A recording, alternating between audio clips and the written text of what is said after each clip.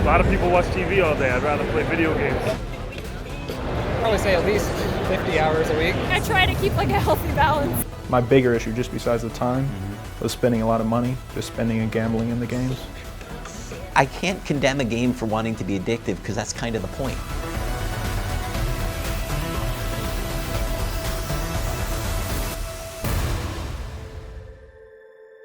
I'm Ahmed Shahabuddin, and I've been looking into the dark side of tech, from facial recognition to fake news. I wanted to understand how companies design addictive games that maximize profit. The global market for games grew from $70 billion in 2012 to $122 billion in 2017. By comparison, global box office revenue for films in 2017 was $41 billion.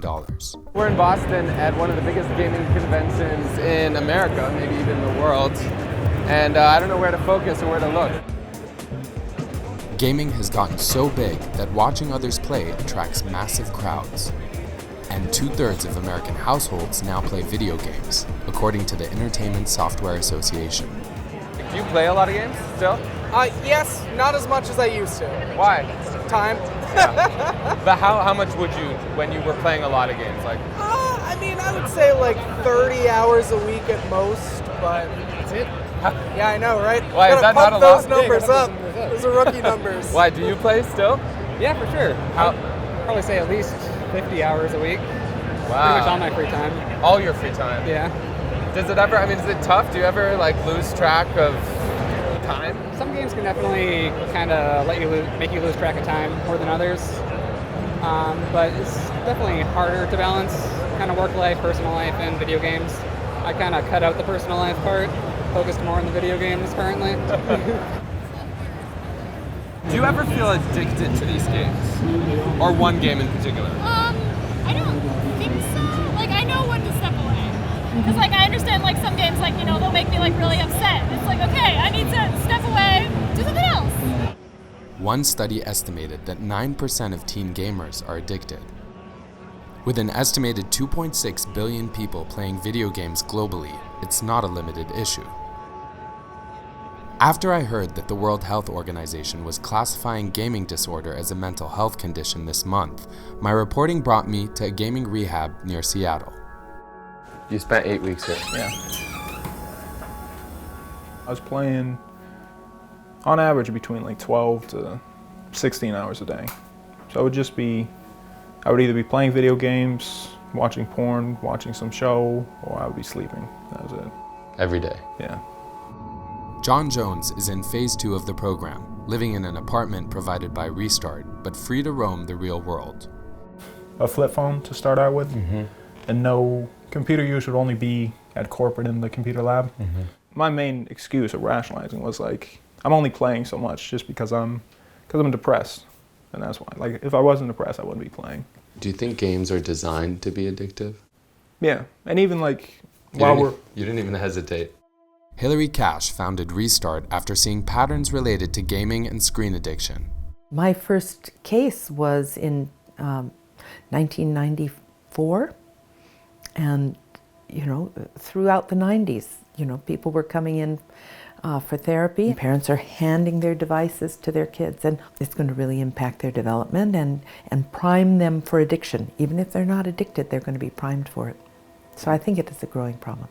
The initial 7 weeks of resident care at Restart cost nearly $30,000, but Charlie Brackey said it changed his life.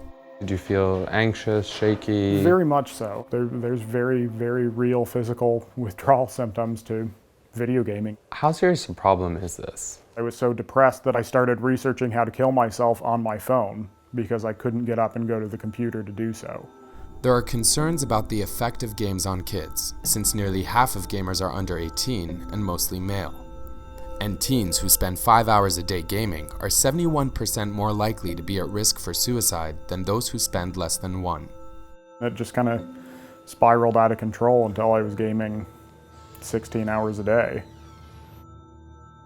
There are few screen rehabs, and experts are divided on the best routes to health.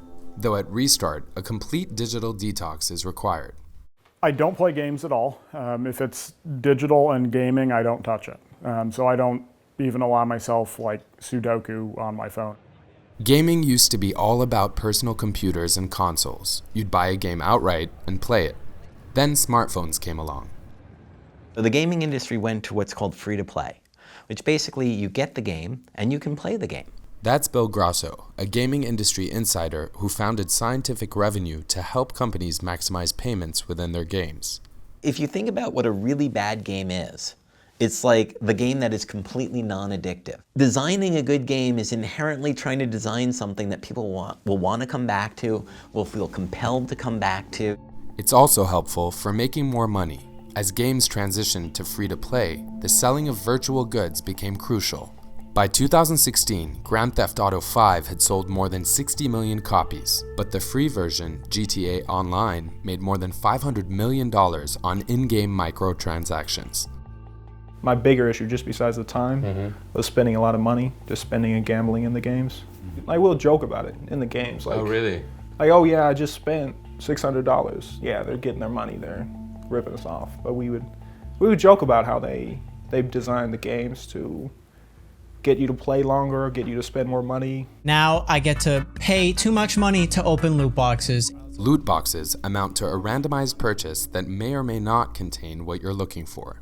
It's very definitely the same thing as a roulette wheel, but it's very definitely aimed at sort of the compulsion and addiction side of the game, or of the human personality. I think loot boxes are straight up gambling.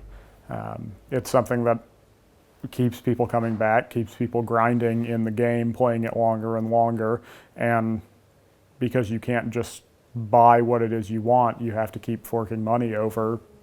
Last year, one game company caught so much flack for the practice that they've advertised a game this year with a simple message: no loot boxes.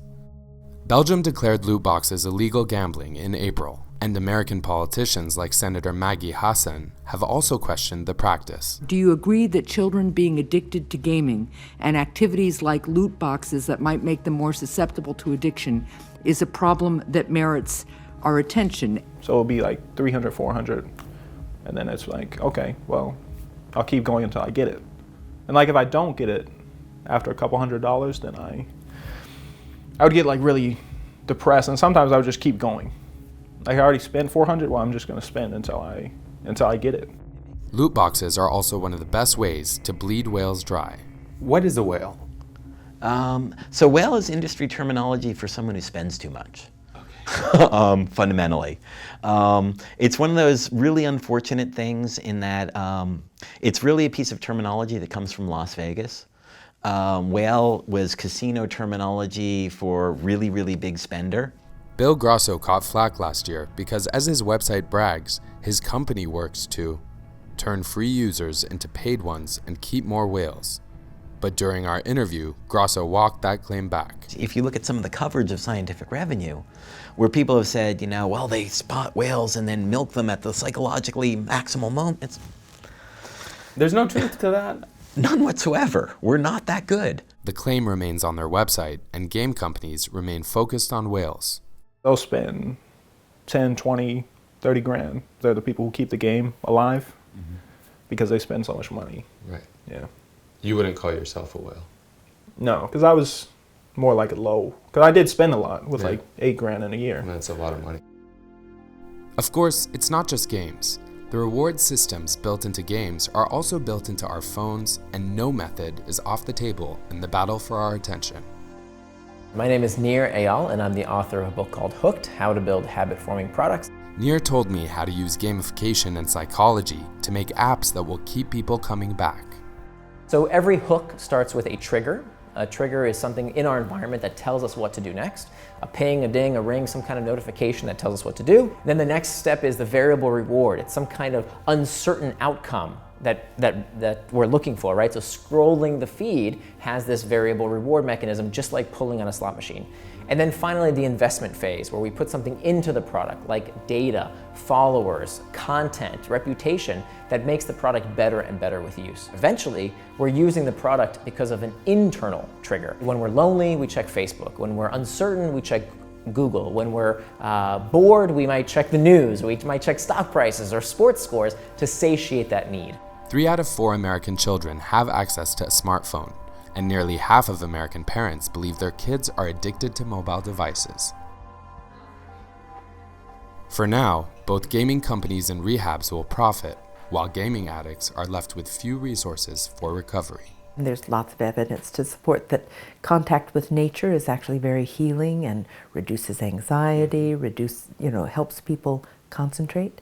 So we have them out in nature quite a lot. What was your favorite part of being here, like physically? Yeah, I tried to diversify, because just not get caught up in like one thing and focus on that. Yeah. So I did, like most of the time was either spent with music. I started playing piano here. Like on Saturdays we'll just go out, walk through there, go on hikes or do different games.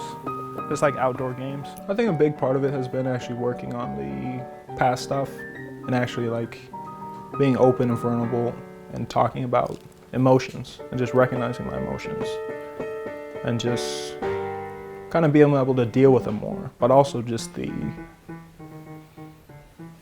I guess just that sense of kind of being a little sad about how much time has been wasted.